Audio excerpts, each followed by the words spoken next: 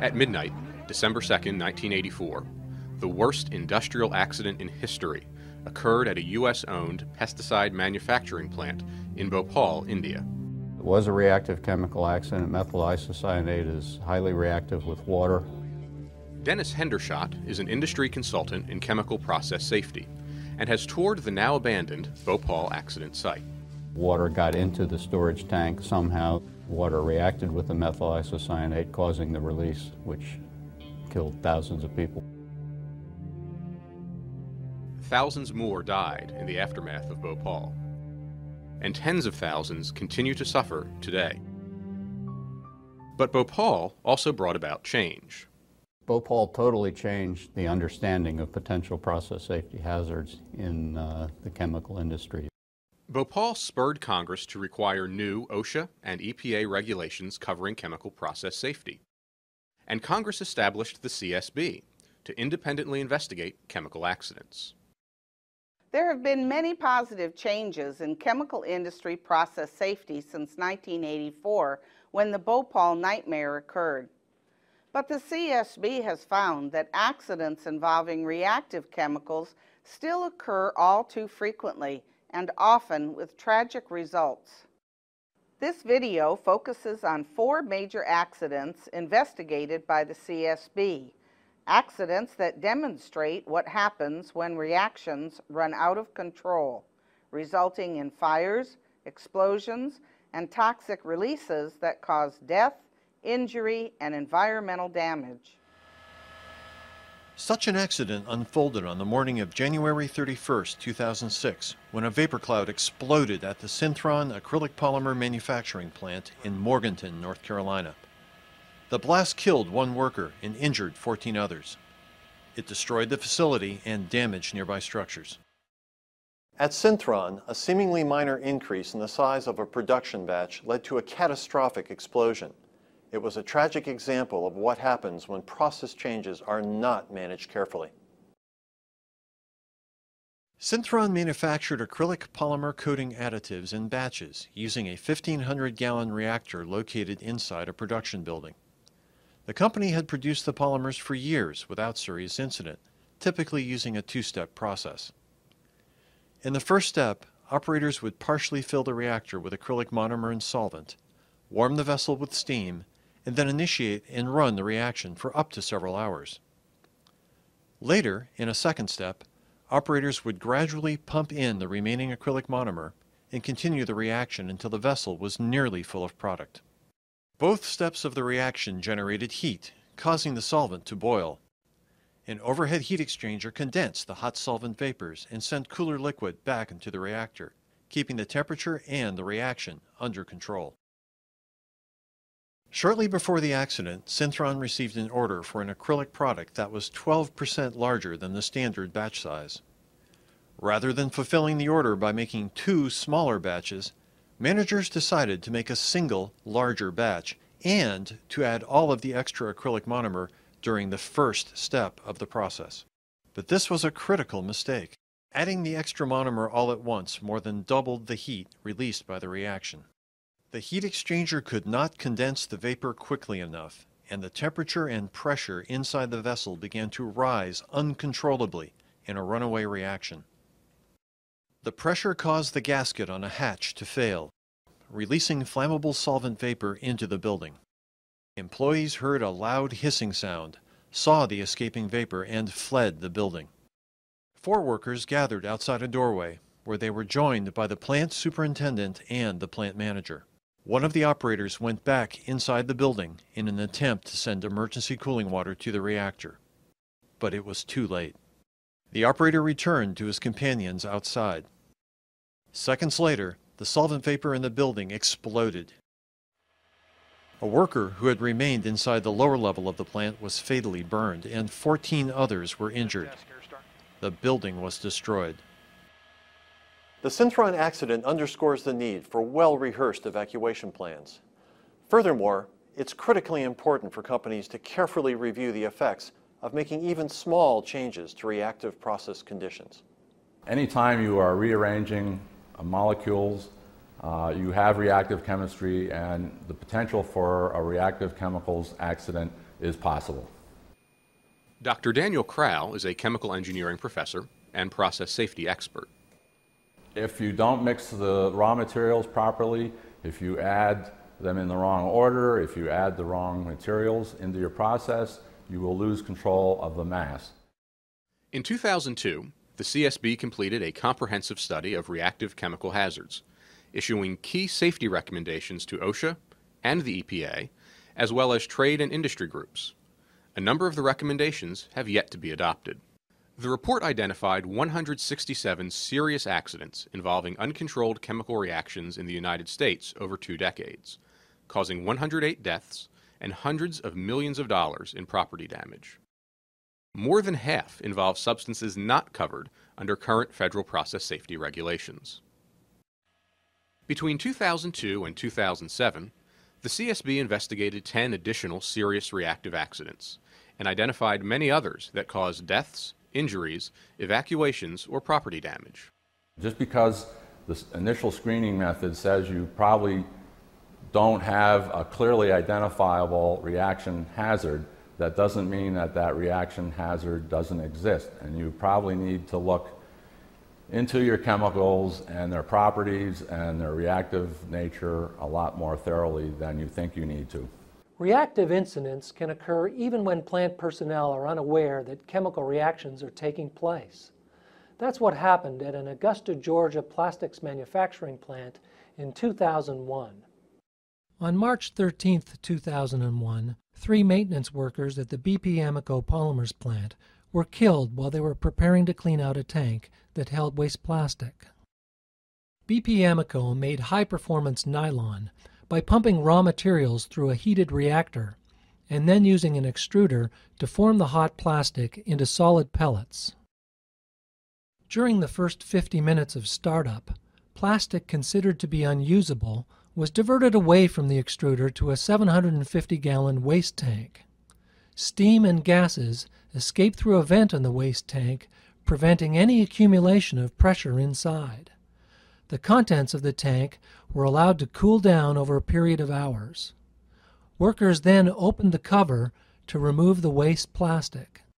On the afternoon before the accident, operators began to start up the process. But there was a mechanical failure in the extruder. While the operators tried unsuccessfully to fix the extruder, the hot plastic continued flowing into the waste tank for an unusually long time. Supervisors eventually aborted the startup, but by then the waste tank had already overfilled with molten plastic. The excess plastic clogged the vent line and the emergency pressure relief line. With the lines and pressure gauge now sealed off, workers would have no reliable way of determining whether the tank was under pressure. As the outside of the waste tank gradually cooled, a hard plastic layer several inches thick formed around the inside surface of the tank. But closer to the center, the plastic still remained hot and molten. Unknown to workers, a slow decomposition reaction was occurring inside the molten plastic. Over a period of hours, the hot plastic molecules were breaking down, forming gas bubbles and causing a dangerous buildup of pressure. Just after 2 a.m., 12 hours after the startup attempt, 3 night shift workers approached the waste tank to clean it out. The workers began to unbolt the cover of the tank. After they had removed half the bolts, the extreme pressure blew the 1,750-pound cover off the tank with explosive force and ejected hot plastic over a wide area. The waste tank recoiled backward, breaking hot oil pipes and creating a vapor cloud which ignited 6 minutes later. 2 of the maintenance workers were killed instantly when the tank cover blew off. The third was pronounced dead on arrival at a hospital. This accident shows how even slow chemical reactions that don't produce any heat can still be hazardous. In this instance, company researchers knew that molten plastic could react to produce gas, but that information was not sufficiently incorporated in the design of the process or communicated to workers. I think that is one of the main issues. And it's not so much that nobody was aware of that information, but rather that the people who were actually operating the process didn't have the information or didn't have access to it. But somebody, somewhere, even within the same organization, often had that information. So a lot of the problem, I think, is education and awareness. If you was never in an explosion, it's a horrible feeling. You'll never forget it. Robert Oliver was a victim of a reactive chemical accident at Morton International in 1998 in Paterson, New Jersey. He and other survivors spoke about the human impact of such accidents at a CSB public hearing on reactive hazards in 2002. I hope this would help not the United States, but the whole world to be more careful or get more insight on the chemical that they're working with. I can remember when the fireball hit. I can remember being blown through the air. I can remember the fire. I remember the pain. I lost track of time. I went blank or something. I don't know how I got out of that area. If my coming here today should save one life or stop somebody else from going through the nightmare I have been living, then it's worth coming here and going through the pain of living it again. Thank you. The CSB's 2002 study found that over 90% of serious reactive chemical accidents involve hazards that have already been described in the publicly available literature. The board recommended that, to better understand reactive hazards in their processes, companies should consult multiple sources of information and conduct specialized testing if necessary. Collecting adequate safety information and data is especially important when scaling up a reactive process. On April 12, 2004, the MFG chemical plant in Dalton, Georgia, experienced a runaway chemical reaction. It caused the release of highly toxic vapors into a residential community. The CSB determined that the accident occurred because MFG did not safely scale up a chemical reaction from the laboratory to a large production vessel. MFG was contracted to manufacture 35,000 pounds of a plastics additive called triallocyanurate, or TAC. The company produced 3 trial batches of TAC by reacting aloe alcohol and cyanuric chloride inside a small 30-gallon test reactor. In the first 2 tests, operators controlled the exothermic, or heat-producing reaction by adding one of the raw materials in small portions. In the third test, all of the chemicals and a catalyst were combined in the test reactor at one time, which was the procedure that MFG later decided to use when scaling up to full production. This third test produced significant heat, but the water cooling jacket around the small vessel was able to keep the temperature low and control the reaction. However, MFG did not realize that compared to the small test reactor, it would be far more difficult to control the temperature in the 4,000-gallon production vessel. The surface area to volume ratio was much lower in the production vessel than in the test reactor. Starting the production process for the first time, operators loaded the large vessel with all of the cyanuric chloride powder and the catalyst. They then added all of the aloe alcohol and began mixing the chemicals. To control the temperature, MFG had rented a portable chiller and connected it to the cooling jacket on the vessel. But as soon as all of the raw materials were combined, the reaction began producing heat faster than the cooling system could remove it. The temperature increased uncontrollably, and with all of the raw materials already in the vessel, nothing could be done to control the reaction. The pressure inside the reactor climbed rapidly as the mixture heated. Suddenly, a gasket blew out, releasing toxic aloe alcohol and aloe chloride vapors into the atmosphere. About 10 seconds later, the emergency pressure relief rupture disc burst open, releasing more vapor. Unable to slow the reaction or contain the release, the operators were forced to evacuate to a safe location upwind. The toxic vapors quickly spread into the residential neighborhood east of the facility. Authorities ordered the evacuation of more than 200 families, but the town had not trained or equipped its emergency responders for such an accident. 154 people had to be decontaminated, including 15 police and ambulance personnel. This accident emphasizes the need for emergency responders to be fully prepared for a toxic chemical release. The CSB found the company could have prevented the accident by better understanding the chemical process and knowing how to prevent a runaway reaction. You don't want to be learning about chemical reactions in a 5,000-gallon vessel. You want to learn about it in a small vessel in the laboratory and understand what's going on so that by the time you get to the large manufacturing vessel, you already know those things. You don't want to get surprises on a large scale. A large 20,000-gallon reactor will run away a lot faster than a 1-gallon reactor that you're using in the laboratory. And somehow human nature is to believe that larger is slower, and in the case of reactive chemicals, a larger chemical reactor will actually run away a lot faster than a smaller chemical reactor. Chemical reactions where high temperatures cause decomposition can produce powerful explosions. Few people realize how much destructive energy can be released, as in the following accident at a Mississippi chemical plant.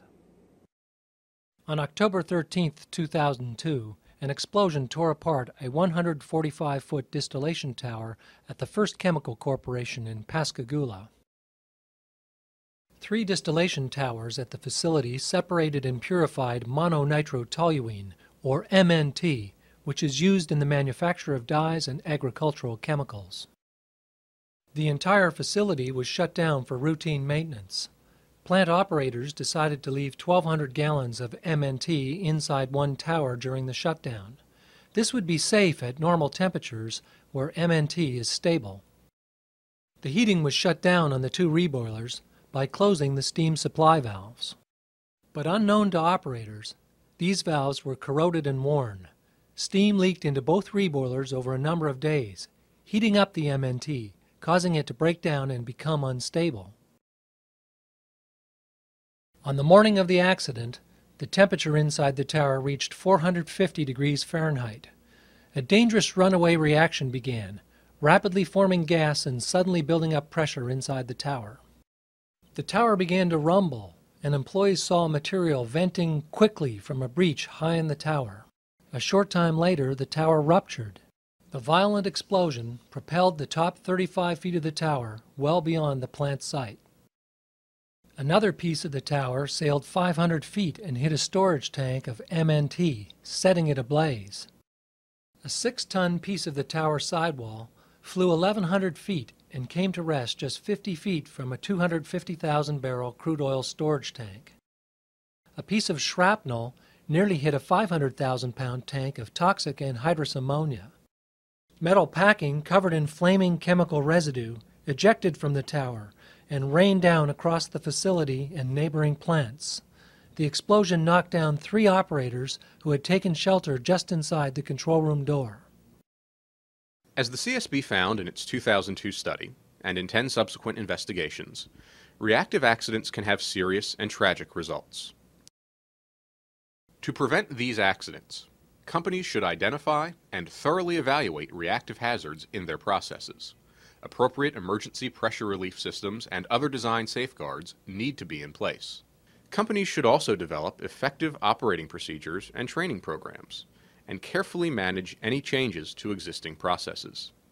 Finally, facilities need to plan for possible accidents, including evacuation drills and emergency response exercises.